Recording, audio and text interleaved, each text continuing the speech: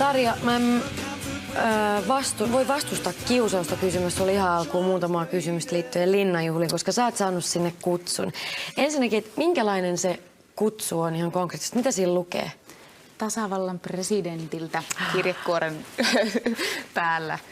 Ja siinä kutsuttiin, teidät on ystävällisesti kutsuttu.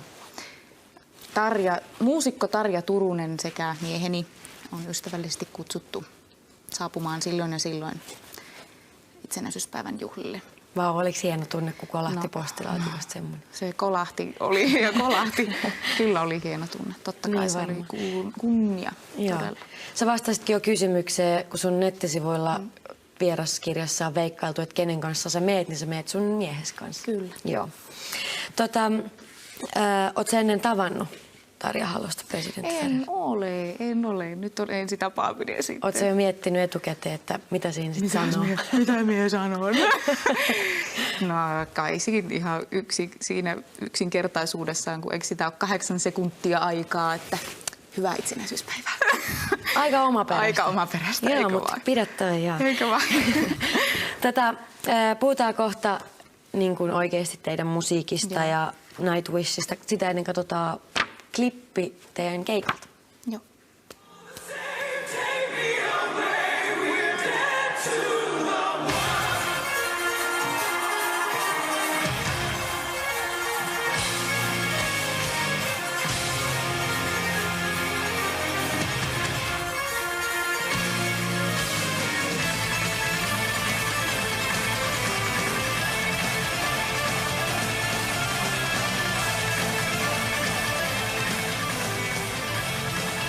Tuosta vähän pääsee jyvälle siitä, että siellä on tunteet aika kuumia sekä yleisössä että lavalla. Ihan mielettömän karvoja nostattavaa kattoa.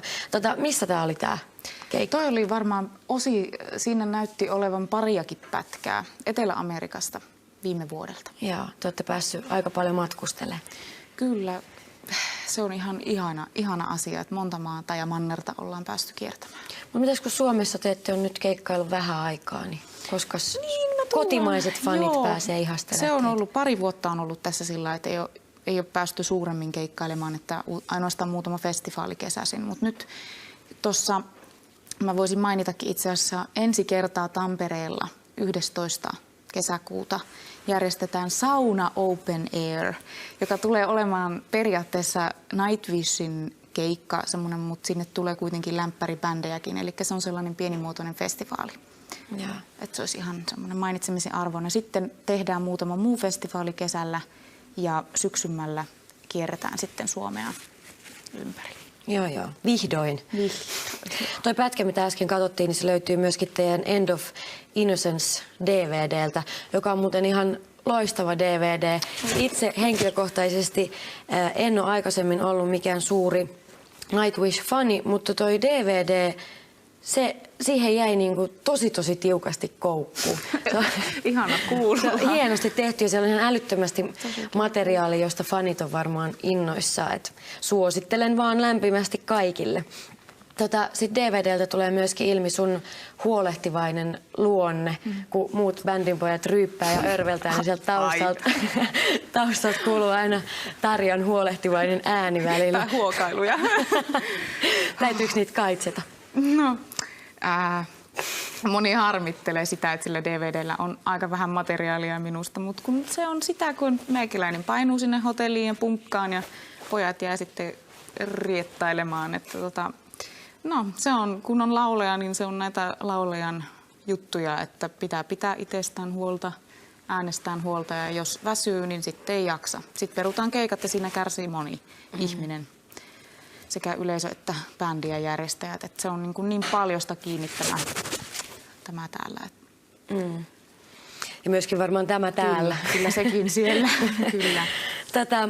Entäs pitääkö bändin pojat miehet susta huolta, kun sä oot bändin ainoa nainen ja kun katsoo keikkapätkiä, niin tollasen musiikin kuuntelijakuntaa kuuluu varmaan suurin osa miehiä. Et varmaan aika paljon saa kuulla. Kyllä ne pitää oikeastaan varmaan semmoinen isompikin juttu, mikä sattuu 3 vuotta sitten Meksikossa, että mun kimppuun hyökättiin keikan aikana, niin se sai pojatkin miettimään, että asioita pitäisi vähän järjestää paremmin ja turvallisuudesta pitää huolta. Että kyllä niin kuin hekin pitävät minua silmällä, vaikka heilläkin bändin ihmisillä on aina omat kiireensä keikka-aikoina ja niin kuin matkoilla. Mutta mulla on yleensä kyllä sitten turvamies mukana joka paikassa, mutta huolta he pitävät minusta. Uutta materiaalia saa kuulla aika piankin, että teillä on levy valmistumassa tuota pikaa. No ei niin tuota pikaa, meillä menee koko kevät. Ai hitto. Toukokuun loppuun asti. Tarja, vielä pikainen vikakysymys. Tykkäätkö pornosta? Nyt meni luukurkkoon. Mulla oli pakko kysyä näin, koska seuraavassa Jani Mikkosen tekemässä Kornin haastattelussa Kornin laulaja ja kitaristi sanoi, että kaikki, jotka sanoo, että ei tykkää pornosta, niin valehtelee. Tässä on haastattelu.